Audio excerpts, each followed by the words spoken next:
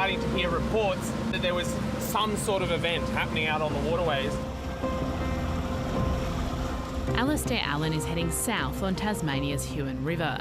A campaigner with the Bob Brown Foundation and a Greens federal election candidate, he and other activists have been gathering drone footage of southeastern salmon farms over the past month.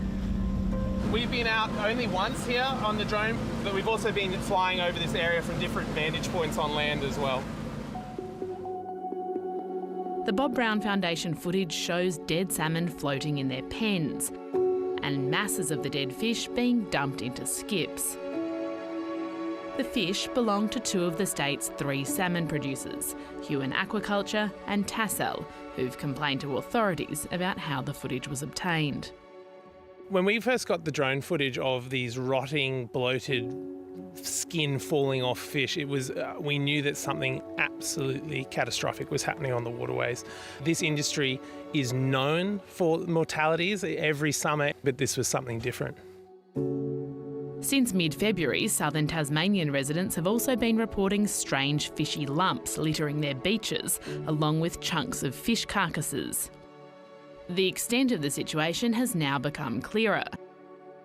So effectively what the companies are dealing with is a large-scale relatively large-scale mass mortality event. The fish are getting sick. Speaking for Huon, I can only say that it has been a completely unprecedented level of mortality and unprecedented in the truest sense of the word. We've never had this rate of mortality and we've certainly not experienced it in such a short period of time. At least 5,500 tonnes of salmon was dumped at waste facilities last month, killed by a strain of bacterial disease they hadn't been vaccinated against. The mass mortality event has hit Huon Aquaculture and Tassal's farms in the D'Entrecasteaux Channel. Luke Martin is with Salmon Tasmania, which represents the companies. It's in the order of about 10% of the overall fish growing across the state. So whilst it's being perceived as a major event, the reality is it's got to be relative to the scale of the industry. Those clumps on the beaches washed up from nearby salmon pens. So we have seen fish that have decayed to a level that oils have been released from those fish. It's not harmful to pets, it's not harmful to people, but we do understand completely that it is distressing, which is why ourselves and others in the industry have taken steps to clean up this material. Huon Aquaculture took us out to some of its affected pens late last week. Obviously we can see today that things are looking quite different. The pens are clean, we're coming down off the peak of that mortality event. For almost 2 weeks in February, Huon gave its fish here antibiotics to help bring the outbreak under control, and they've been clearing out dead fish. It's a bit like an automated mortality extraction system, and then we pump them over onto a boat into what we call mortality bins, and then we take them to shore. But the environmental regulator isn't sure the clean-up by the salmon companies has been fast enough.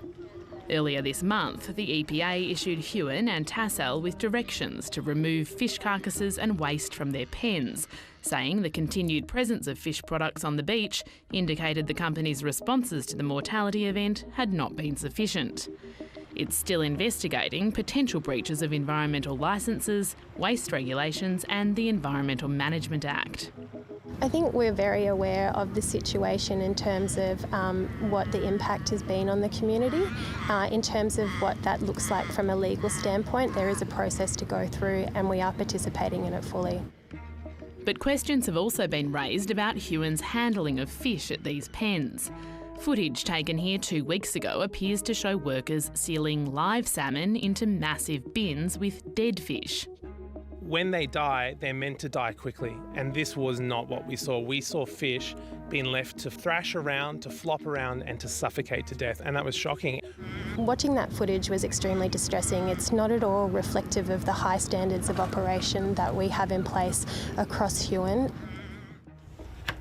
Huon is the only salmon company with RSPCA certification, indicating its fish are raised in a low-stress and well-managed environment. The RSPCA has suspended that certification while it looks into the video, and Biosecurity Tasmania has also commenced an animal welfare investigation. The environmental contamination and alleged animal cruelty has outraged many local residents and those already opposed to the industry's practices. Eating salmon is killing Tasmania! A week after the video showing alleged animal welfare issues made headlines, one of the ministers responsible for the salmon industry hadn't seen it. It's been pretty prominent across the media and it's an industry that falls under your watch. Why haven't you had a look at it? Oh, well, look, there are competing demands on one's time, but having been told about it is, as far as I'm concerned, sufficient for me. What is the government going to do to try and make sure that we don't get another mass mortality event like this, or if we do, that it is dealt with quickly and transparently? That is where we as a government always rely on the science and not on a simplistic, cheap political stunt as others have tried. We will listen to the science, we will listen to the Chief Veterinary Officer, we will listen to IMAS and other institutions that are able to guide us scientifically, the Chief Veterinary Officer, to ensure that this incident, to the very best of our practices, can be avoided in the future. With a federal election looming, salmon may well be front of mind for Tasmanian voters and candidates. 10 years ago, I was a big supporter, I was a big eater of salmon. Coming from Tasmania, I won't touch it with a bar stick today. I just will not.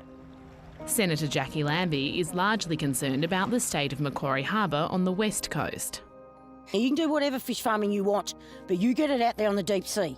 Not on our coastal lines, on our coastal shores, and not in our harbours. Enough's enough.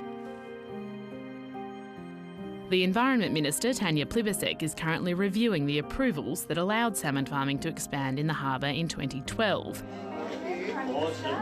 But both Anthony Albanese and Peter Dutton have given guarantees to the industry that salmon farming will continue there. There are a lot of Tasmanians who know how important this industry is to their community. A lot of people who work in this industry who care deeply about the environment themselves and wouldn't work in it if they didn't see that it was sustainable within the Tasmanian environment. It is enough. It has got to stop. Because once we lose that label of being clean green, it doesn't just affect our fish. It affects our agriculture and all the rest of Tasmania, and we are finished.